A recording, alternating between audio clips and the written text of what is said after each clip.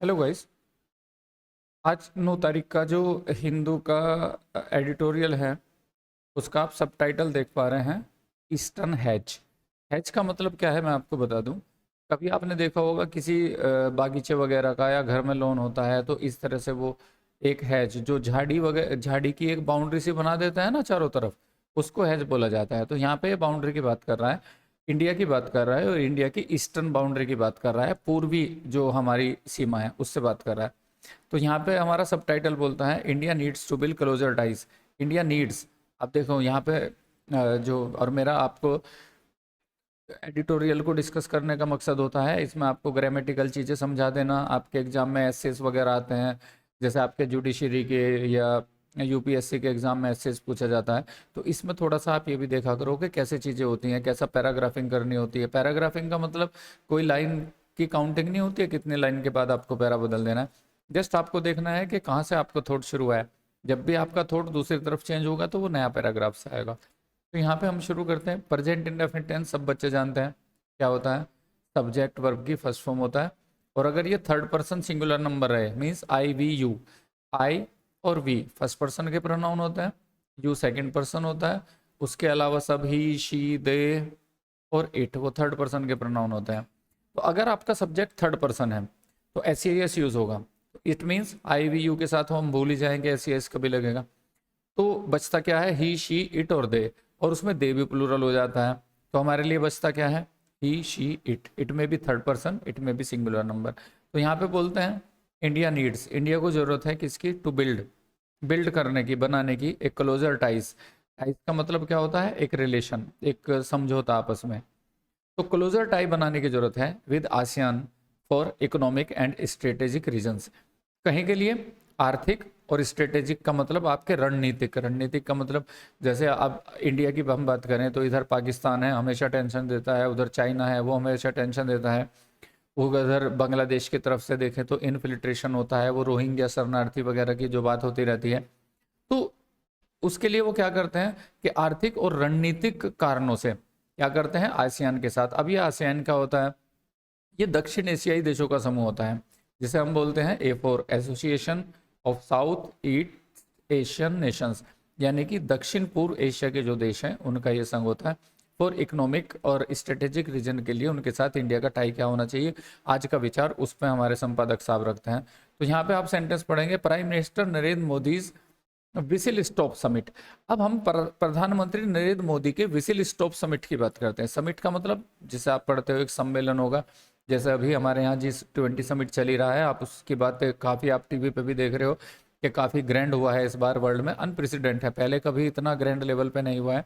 अब whistle stop का मतलब क्या होता है, विसिल स्टॉप का मतलब बहुत थोड़ी टाइम के लिए जो होने वाला होता है। जैसे आप बस में बैठे हुए जा रहे हो, कंडक्टर एक विसिल बजाता है, थोड़ी टाइम के लिए बस वहाँ पे रुकती है और जस्ट वो चल देती है।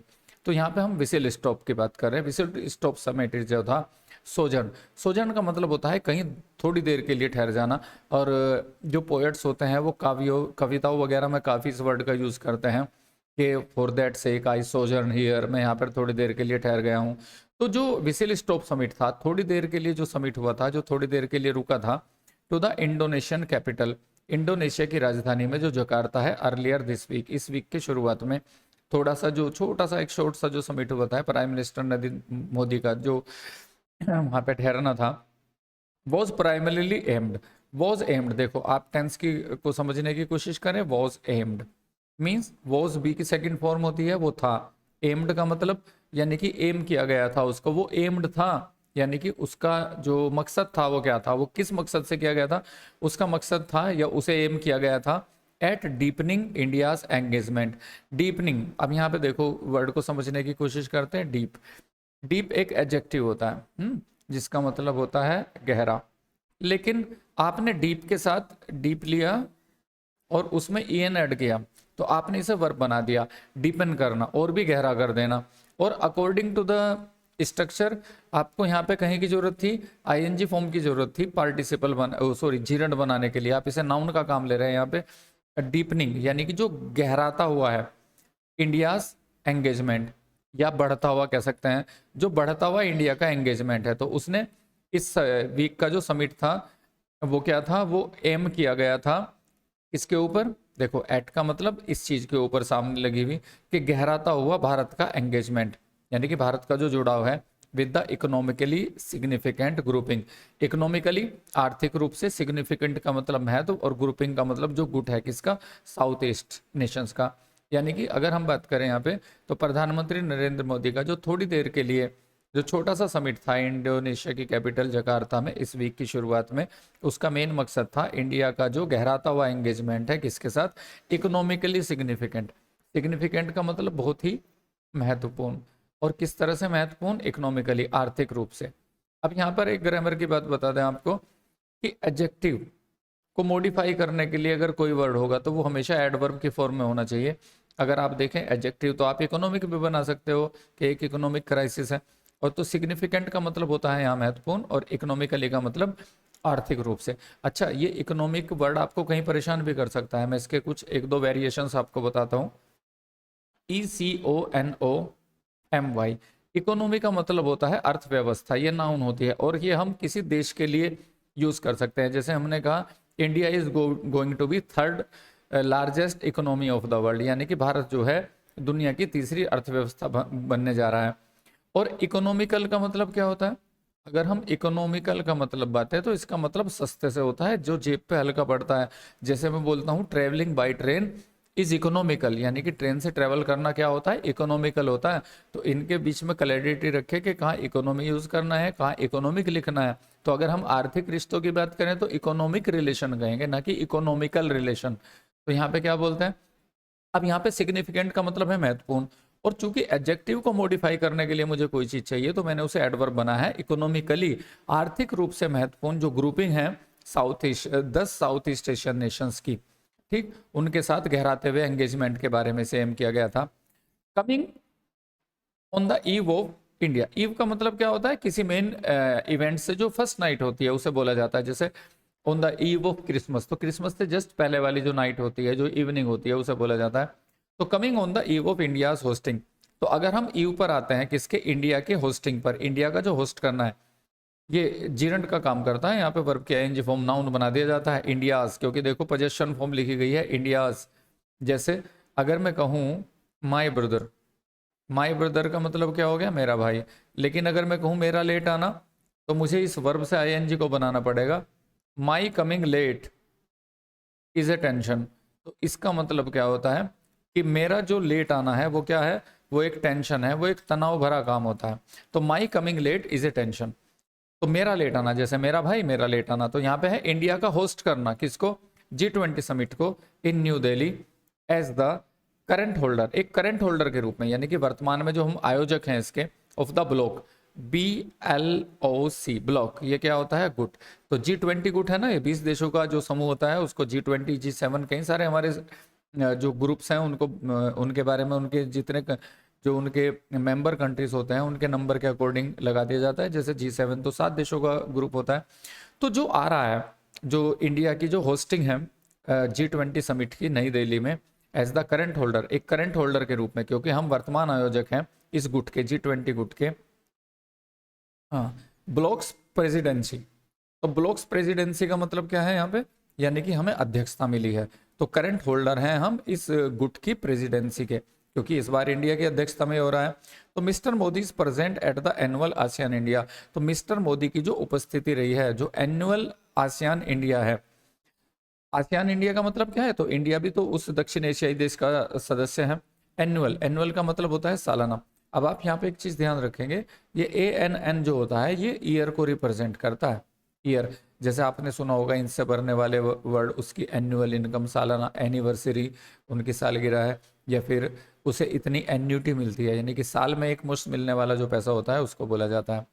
तो मोदी की जो प्रेजेंस थी एनुअल आसियान इंडिया समिट में, तो एशियान इंडिया यहाँ पे कनेक्ट करेंगे, आसियान इंडिया समिट में वॉज एन अपॉर्चुनिटी, वो एक अवसर था, कहीं के लिए अवसर था, वो सीमेंट करने के लिए, किसको सीमेंट करने के लिए, ट्रेडिशनल टाइस, जो परंपरागत हमारा समझौता है, जो संबंध है, जो टाई है, एक बॉन्ड है। अब सीमेंट करना क्या होता है, सीमेंट को तो आपने देखा होगा घर में, घर बनाने के काम आता है, ईंट से ईंट जोड़ने के काम आता है, लेकिन यहाँ पे सीमेंट को वर्ब के रूप में लिखा गया है। तो इस सीमेंट करने को आप जोड़ना भी कह सकते हो और इसे मजबूत करना भी कह सकते हो। मजबूत करना, शक्तिशाली करना। जैसे मैंने किसी सीमेंट कंपनी का नाम भी सुना था, तो उसने उनकी एक टैगलाइन थी सीमेंटिंग रिलेशंस, यानी कि रिश्तों को जोड़ने वाला। तो जो आसियान इंडिया समिट है वो एक अपॉर्चुनिटी थी ट्रेडिशनल टाई को सीमेंट करने की, मजबूत करने की। और किसके साथ टाई है वो हमारा, किसके साथ संबंध है? जैसे आप नॉर्मली भी सुनते होंगे, हमारा उसके साथ एक टाई अप हुआ है, एक समझौता हुआ है विद द नेबरिंग, हमें नेबर करने वाले एशियन इकोनॉमीज जो है। नेबरिंग एडजेक्टिव बन जाता है, हमें नेबर करने वाले, यानी कि हमारे पड़ोसी जो एशियन इकोनॉमिक्स हैं, जो हमारी एशिया की अर्थव्यवस्थाएं हैं एट ए टाइम। और एक ऐसे टाइम पर हुआ है of heightened global trade uncertainty, जहाँ पे हाइटेंड का मतलब बढ़ी हुई। देखो heightened, HEIGHTEN, heightened. Heightened verb बन जाता है जिसका मतलब होता है और भी ज़्यादा गहरा जाना, बढ़ जाना उस चीज़ का। और ईडी लगाने के बाद उसे वर्ब की थर्ड फॉर्म बना दी गई, पास्ट पार्टिसिपल। पहले भी हर उसमें जिक्र करता हूँ मैं आपको। देखो, अगर आपको इंग्लिश को अच्छे से पढ़ के समझना है तो आपको gerund, participle, infinitive, close, phrase, इनकी बहुत अच्छे से नॉलेज होनी चाहिए। और जल्दी ही इन सारी चीज़ों की मैं आपको क्लास अरेंज करने की कोशिश करूंगा धीरे धीरे, तो उसमें आपको ये क्लियरली समझ आ जाएगा। और आप समझ भी पा रहे होंगे, इस सारी चीज़ों की नॉलेज के बिना सेंटेंस का लिंक जोड़ना थोड़ा मुश्किल पड़ता है, पर धीरे धीरे आ जाएगा। अब मैं आपके साथ मेहनत कर रहा हूँ, तो कोशिश करेंगे कि आप उस लेवल तक ले जा पाए। तो इसमें क्या बोलते हैं वो, तो Asian economies at a time, ऐसे टाइम पर आई है हाइटेंड ग्लोबल ट्रेड अनसर्टेनिटी है। देखो, अब यहाँ पे मेन चीज है बड़ी हुई अनसर्टेनिटी। अनसर्टेनिटी का मतलब अनिश्चितता हो जाएगा, सर्टेन वर्ड से बना है, सर्टेन निश्चित, सर्टेनिटी निश्चितता, अनसर्टेनिटी अनिश्चितता। और कैसी अनिश्चितता? ग्लोबल ट्रेड, यानी कि आज जो कंट्री एक दूसरे से बिजनेस कर रहे हैं उसमें अनसर्टेनिटी आ गई है कुछ। जैसे भारत चाइना के बीच में देखें, अभी पिछले दिनों काफ़ी तनाव हुआ था, कुछ इंडिया और चाइना का ट्रेड पे भी बैन लगाया गया था। उधर रसिया यूक्रेन में जब से लड़ाई हुई है, तो रशिया या यूक्रेन से जो चीज़ें इंपोर्ट एक्सपोर्ट होती थी उसमें बहुत प्रॉब्लम हुई है। भारत को रक्षा के क्षेत्र में रशिया के ऊपर काफ़ी डिपेंड करता था, तो वहाँ से उसे प्रॉब्लम हुई है।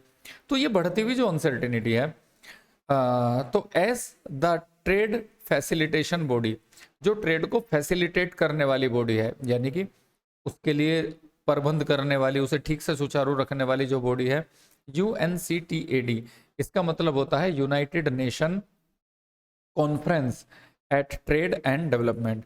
यूनाइटेड नेशंस का मतलब संयुक्त राष्ट्र की कॉन्फ्रेंस है ये ट्रेड, व्यापार और विकास के ऊपर। और ये क्या करती है, ये जो विकासशील देश हैं, ये अंडर डेवलप्ड कंट्रीज हैं, उसके साथ उनके बिजनेस या उनके साथ व्यवहार या इंपोर्ट एक्सपोर्ट को उनके देखने के लिए उनको फैसिलिटेट करने वाली एक अंतर्राष्ट्रीय बॉडी है। तो ये क्या कहता है, नोटेड, यानी कि ट्रेड फैसिलिटेशन बॉडी ने नोट किया था। नोटेड का मतलब ये चीज सामने लाई थी, ऐसे हाईलाइट किया था अपने जून 21 के ग्लोबल ट्रेड अपडेट में कि the outlook for global trade, कि उसकी जो दृष्टि है ग्लोबल ट्रेड के लिए in the second half of 2023, यानी कि 2023 का जो बाद वाला हिस्सा आएगा, इस पेसिमिस्टिक। और ये पेसिमिस्टिक का मतलब क्या होता है? पेसिमिस्टिक का मतलब निराशावादी, यानी कि दुनिया में इस ट्रेड को फैसिलिटेट करने वाले ने नोट किया है कि 2023 का जो बाद वाला होगा वो ग्लोबल ट्रेड यानी कि वैश्विक व्यापार के मुद्दे पे पेसिमिस्टिक लग रहा है उन्हें अपना विचार, क्योंकि वो ज़्यादा संभावना ही देख पा रहे हैं। और क्या होता है, एज नेगेटिव फैक्टर्स, क्योंकि जो नेगेटिव फैक्टर्स हैं, एज को हम यहाँ क्योंकि के सेंस में लेंगे, जो नेगेटिव फैक्टर्स हैं इंक्लूडिंग, जिसमें शामिल है downgraded world economic forecast. Downgraded का मतलब जो डाउनग्रेड कर रही है, उसे नीचे गिरा कर दिखा रही है, किसको? वर्ल्ड इकोनॉमिक फोरकास्ट को। फोरकास्ट भविष्यवाणी होती है, तो यानी कि भविष्यवाणी ये की गई है कि अभी मतलब जो वर्ल्ड की इकोनॉमिक कंडीशन है वो थोड़ा अच्छी नहीं रहेगी। और परसिस्टेंट इन्फ्लेशन रहेगा।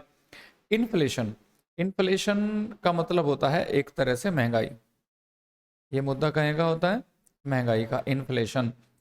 मुद्रास्फीति बोला जाता है, यानी कि मार्केट में जब लोगों के पास ज़्यादा पैसा आ जाता है तो उनकी परचेसिंग पावर बढ़ती है। जब परचेसिंग पावर बढ़ती है, खरीदार ज़्यादा है, मार्केट में जो प्रोडक्शन है वो लिमिट है, तो कीमतें बढ़ती हैं।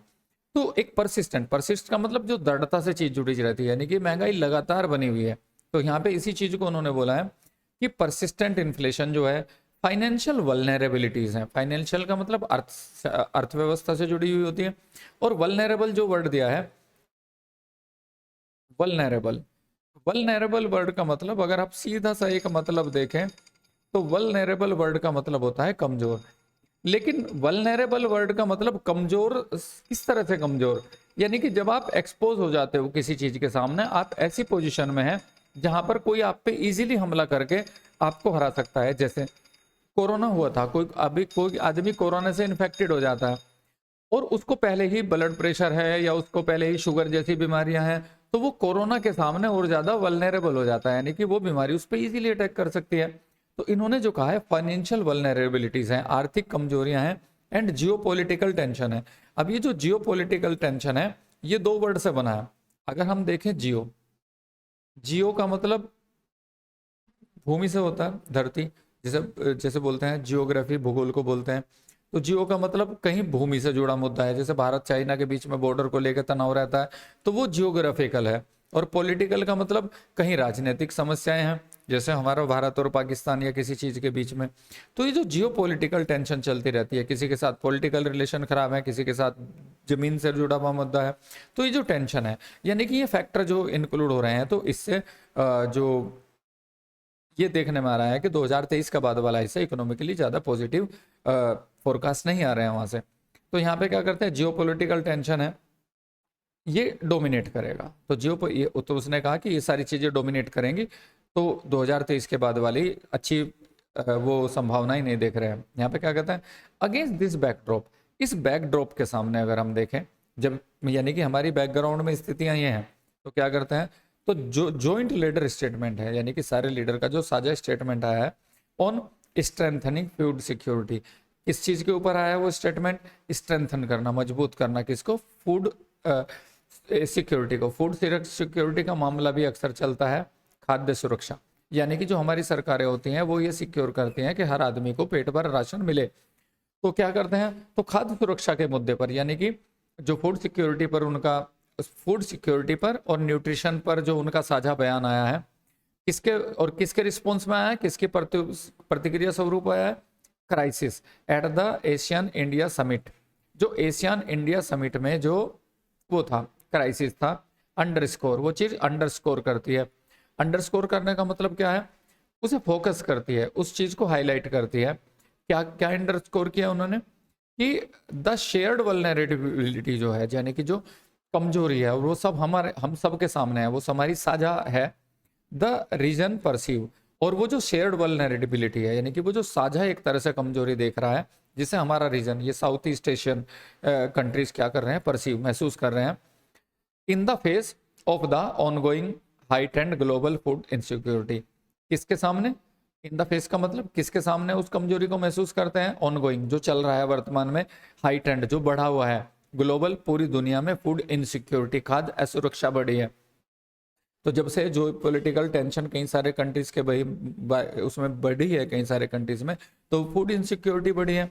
तो इन सब के सामने जो साझा बयान आया है इसको फूड सिक्योरिटी को लेकर, और यहाँ पर क्या बोलते हैं, विच हैज बीन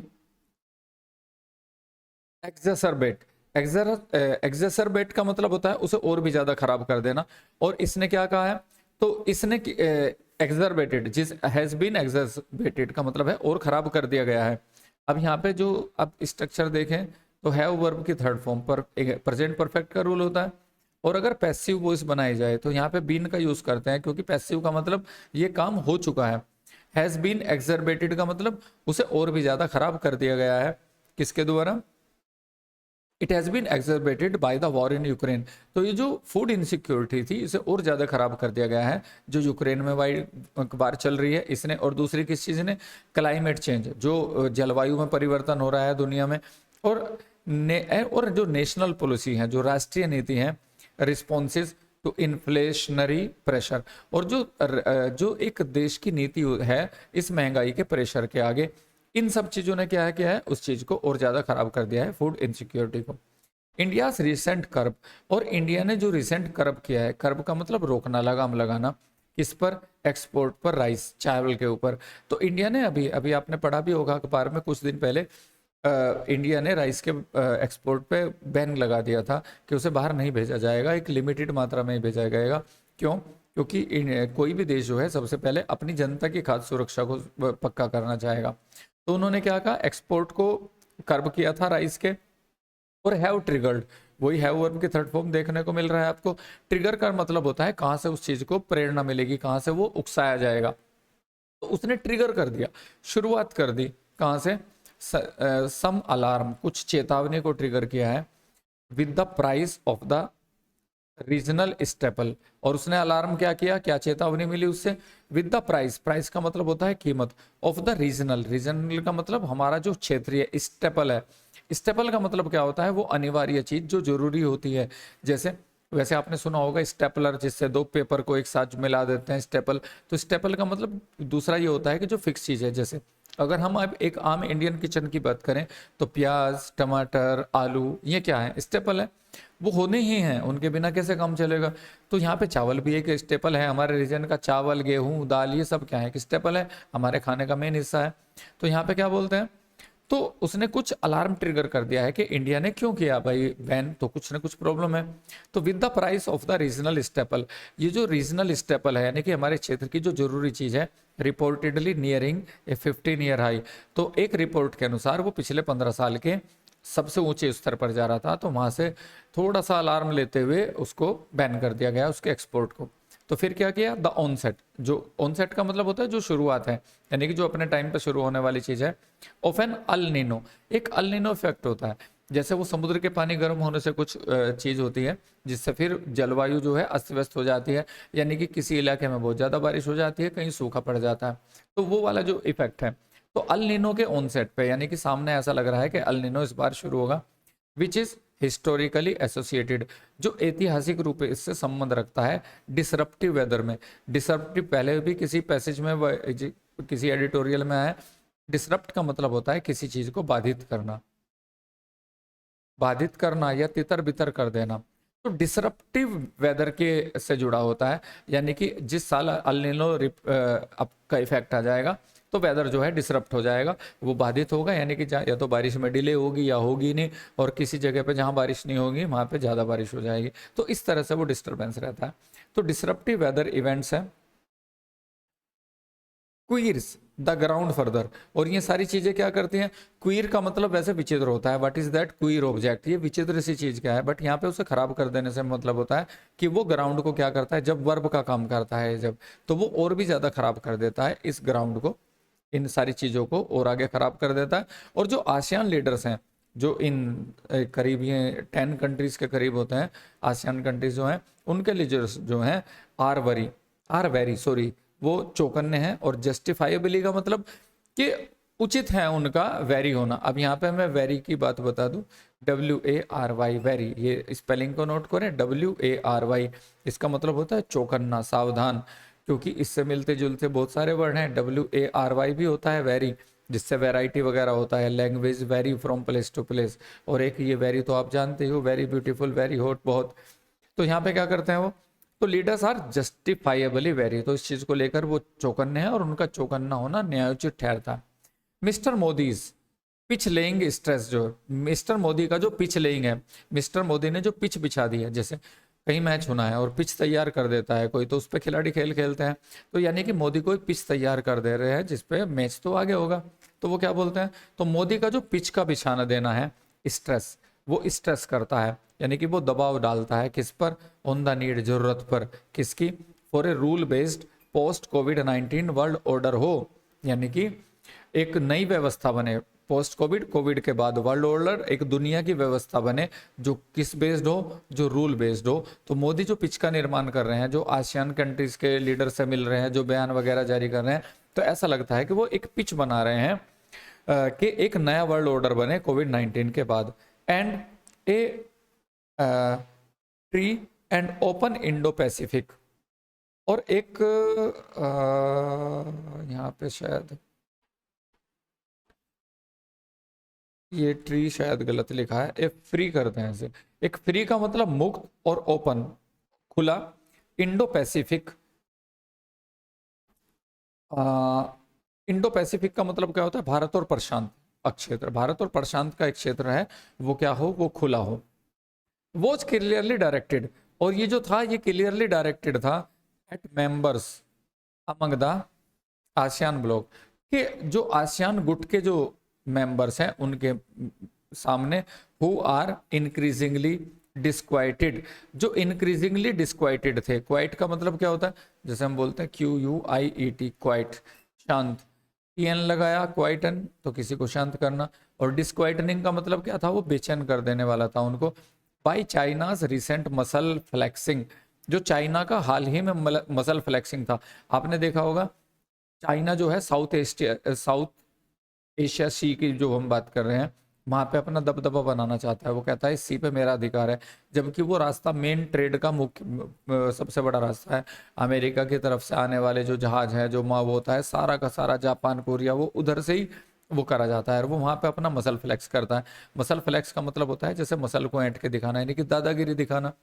तो वो क्या कर रहे हैं वहां पे, तो जो बेचैन है ये साउथ ईस्ट कंट्रीज के लोग, जो लोग हैं, को कहें कि चाइना के रिसेंट मसल फ्लेक्सिंग जो है एंड क्लेम, और उसका जो दावा है किस पर, साउथ चाइना सी पर। वो कहता है कि समुद्र मेरा है, और वहाँ पे वो सारा रास्ता बंद करना चाहता है, वो अपना दबदबा कायम करना चाहता है वहाँ पे। तो क्या होता है, the prime ministers non so weld message. Well का मतलब होता है घूंघट, तो अब वेल का मतलब, तो वेल्ड का मतलब तो ढका हुआ होना चाहिए, लेकिन no sold, not so weld, यानी कि जो इनडायरेक्ट नहीं था डायरेक्ट था।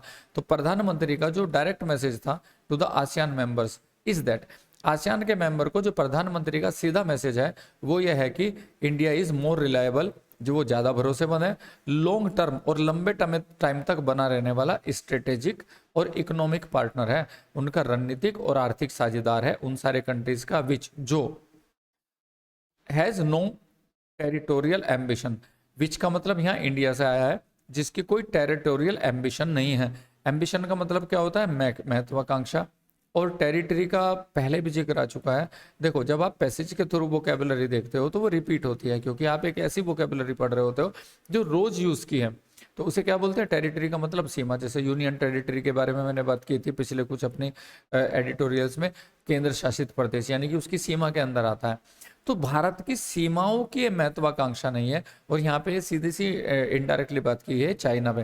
चाइना क्या कर रहा है, वो धीरे धीरे अपने आसपास के कंट्रीज की सीमाओं को अपने अंदर शामिल करता रहता है। तो उसी के बारे में बात करते हैं कि भारत की ऐसी कोई महत्वाकांक्षा नहीं है कि वो दूसरी देश की सीमाओं को वायोलेट करे।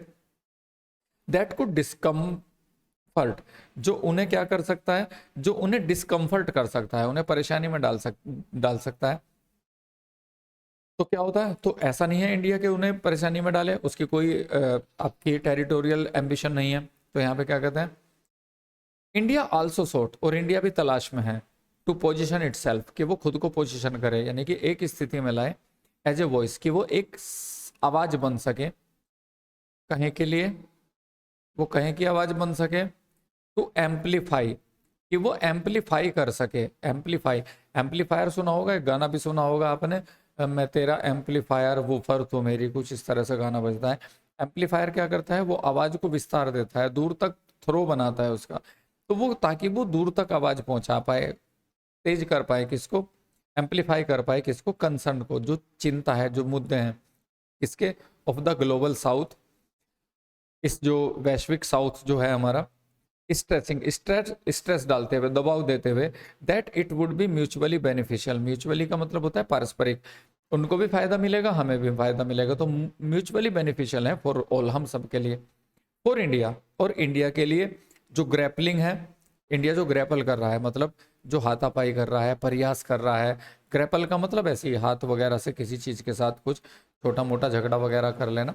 तो ग्रैपलिंग का मतलब क्या होता है, as it is with an underwhelming free trade agreement है। तो इंडिया का जो ग्रेपलिंग है किसके साथ, अंडरवेलमिंग फ्री ट्रेड एग्रीमेंट, जो मुक्त व्यापार का समझौता करना चाहते हैं। यानी कि मुक्त व्यापार का समझौता करने का मतलब क्या है, कि बहुत ज़्यादा सी कागजी कार्रवाई, बहुत से ज़्यादा टैक्सेशन वगैरह हो, इतना रिलैक्स कर दिया जाए कि एक देश दूसरे देश में जाके फ्रीली अपने उस ट्रेड को कर पाए। तो यहाँ पे क्या करते हैं, तो अंडरवेलमिंग क्या होता है, जैसे ओवरवेलमिंग होता है। ओवरवेलमिंग का मतलब भावनाओं से भर देने वाली, बहुत ही शानदार। अब कह रहे हैं अंडरवेलमिंग, यानी कि जो इतना महत्व ना रखती हो, लोगों को इतना ज़्यादा एक्साइट ना करती हो किसी चीज़ के बारे में। तो क्या करते हैं, तो इंडिया का जो ये प्रयास है, इंडिया जो गुत्थम गुत्था हो रहा है कहीं के लिए, इस अंडरवेलमिंग फ्री ट्रेड एग्रीमेंट के लिए, जो इतना इम्पोर्टेंट नहीं है, तो क्या होता है, विद द 10 नेशन ग्रुपिंग, इन 10 देशों के ग्रुप के साथ, trade ties with the eastern economies, और ये जो हमारी जो पूर्वी जो अर्थव्यवस्था है उनके साथ जो हमारा ट्रेड टाइज होगा, हैव ग्रोन, वो ग्रो किया है इन वॉल्यूम, मात्रा में, यानी कि काफी मात्रा में बढ़ा है, बट एसिमेट्रिकली, वो कहे में बना है, एसिमेट्रिकली बना है, यानी कि एक तालमेल के साथ नहीं बढ़ा है, बिखरा हुआ रहा है, क्योंकि सिमिट्री का मतलब होता है किसी चीज की सारी चीजें एक सही संतुलन में होना, तो वो असंतुलित रहा है, सिमिट्री में नहीं रहा है, तो एसिमेट्रिकली बढ़ा है, विद इंपोर्ट्स फार आउटपेसिंग, कहे के साथ इंपोर्ट्स जो हैं, जो आयात हैं, फार दूर तक आउटपेस, आउटपेस का मतलब गति में पछाड़ देना, किसको, कंट्रीज एक्सपोर्ट, क्योंकि क्या कर रहे हैं, कंट्रीज के जो इंपोर्ट हैं, जो आयात हैं, वो आउटपेस कर रहे हैं, यानी कि पीछे छोड़ रहे हैं, किसको, कंट्री के एक्सपोर्ट को। अब अगर कोई कंट्री आयात ज्यादा करता है, निर्यात कम करता है, तो यानी कि कहीं ना कहीं डिफिसिट रहेगा, वो नुकसान में जाएगा, क्योंकि अर्निंग तो कुछ हो नहीं रही। हाँ ये है कि अगर जितना आयात करता है उससे ज़्यादा एक्सपोर्ट बाहर करता है, तो वहाँ पे वो विदेशी करेंसी को बना सकता है।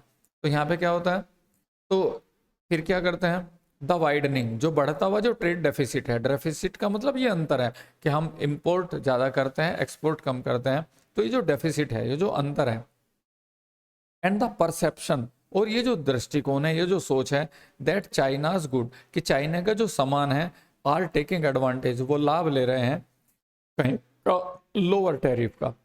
टैरिफ का मतलब किसी सेवा वगैरह के बदले में लगने वाला, जैसे आप होटल में रूम ले लेते हो तो उसका जो रेंट है वो टैरिफ ही कहलाता है एक बार, तो लोअर टैरिफ का आनंद ले रहा है, किसके अंडर, एफटीए के अंदर। ये होता है फॉरेन ट्रेड एसोसिएशन, विश्व व्यापार संघ, उसके अंडर क्या कर रहा है, ज्यादा टैरिफ ले रहा है, कम टैरिफ को एंजॉय कर रहा है, कहीं के लिए, अपना रास्ता बनाने के लिए, इंटू इंडियन मार्केट, यानी कि वो अपने सामान को लेके इंडिया के मार्केट में घुसना चाहता है, और एफटीए के अंडर वो क्या कर रहा है, तो वो बहुत कम टैरिफ का आनंद ले रहा है। तो क्या करते हैं, हैव अमंग अदर फैक्टर्स, तो ये सारी चीजें भी रही हैं दूसरे फैक्टर्स के बीच में, इन फैक्टर्स ने भी क्या किया है, पार्टिसिपेट किया है, हिस्सा लिया है, हाथ बटाया है, कहीं कहीं के लिए, सॉरी परसिपिटेट है ये, पार्टिसिपेट नहीं है, और परसिपिटेट का मतलब होता है तेज कर देना किसी चीज को, प्रेरित करना जिससे वो चीजें अपनी गति में तेज हो जाए। तो इन सारी चीजों ने क्या कर दिया है, परसिपिटेट कर दिया है, थोड़ा सा तेज कर दिया है, किसको, एक रिव्यू को, यानी कि हमें फिर से सोचने की जरूरत पड़ी है, किसको, ऑफ द पैक्ट, उस पैक्ट के बारे में, उस वो जो समझौता है, वो जो जैसे कहते हैं ना शिमला पैक्ट, शिमला समझौता, ये ट्रीटी वगैरह, ये करीब करीब एक जैसी चीज होती है, उस पैक्ट के बारे में, उस समझौते के बारे में, दैट इज लाइकली, जो संभावित है, टू बी, कि होगा, कंप्लीटेड पूरा इन 2025। तो इसका मतलब है कि इन सारे फैक्टर्स ने, जो बढ़ता जियोपॉलिटिकल टेंशन है, चाइना जो एंजॉय कर रहा है टैरिफ का, तो इन सारी चीजों ने क्या कर दिया है, जरूरत बढ़ा दी है कि उस चीज को हम रिव्यू करें अच्छे से, जो पैक्ट शायद लाखली है, संभवतः हो जाए कहाँ, 2025 तक, इंडिया का 10 एशिया के कंट्रीज के गुट के बीच में, तो शायद इसलिए मोदी जी वहां पे उधर हाथ पांव मार रहे हैं।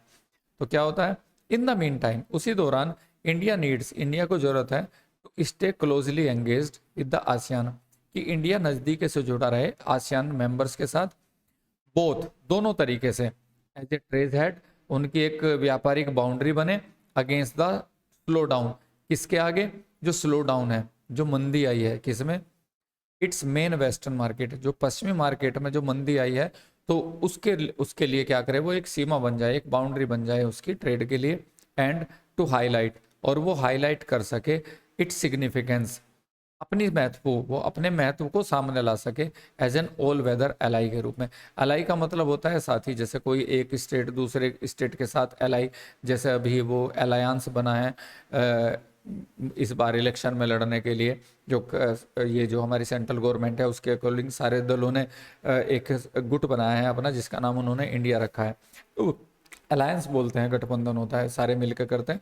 तो भारत जो है ऑल वेदर फ्रेंड है, यानी कि हर तरह के टाइम में साथ देने वाला दोस्त है, तो ये छवि दिखाना चाहते हैं यहाँ पे इंडिया की। और इसके अगेंस्ट होता है एक fair weather friend. Fair weather friend कौन होता है, फेयर वेदर फ्रेंड वो होते हैं जो मतलब के दोस्त होते हैं, यानी कि जब तक समय अच्छा है तो वो साथी हैं, नहीं तो नहीं। तो इस तरह से आज का मुद्दा भारत के जो 10 एशियन कंट्रीज गुट है उनके साथ जो हम करने की कोशिश कर रहे हैं, उसकी क्या जरूरत है, क्या कारण है, उसकी चीज़ों पे बात थी। और नेक्स्ट पॉइंट डिस्कस करते हैं, और इससे आप जो अपने एसेज हैं किस तरह से वो करते हैं, इनको मेरे पढ़ाने के बाद आप फिर से उस ग्रामर को देखने की कोशिश करें और देखें कैसे थॉट सिंक्रोनाइज वे में रखे जाते हैं, कौन कौन से पॉइंट उन्होंने हाईलाइट किया है, कहाँ उन्होंने पैराग्राफ बदला है। तो ये आपके एसेज वगैरह में या सब्जेक्टिव जो लिखते हो वो उसमें मदद करेगा आपका। तो नगल फिर मिलते हैं नेक्स्ट वीडियो के साथ, मोस्ट प्रोबेबली कल मिलते हैं आपसे। Till then good bye.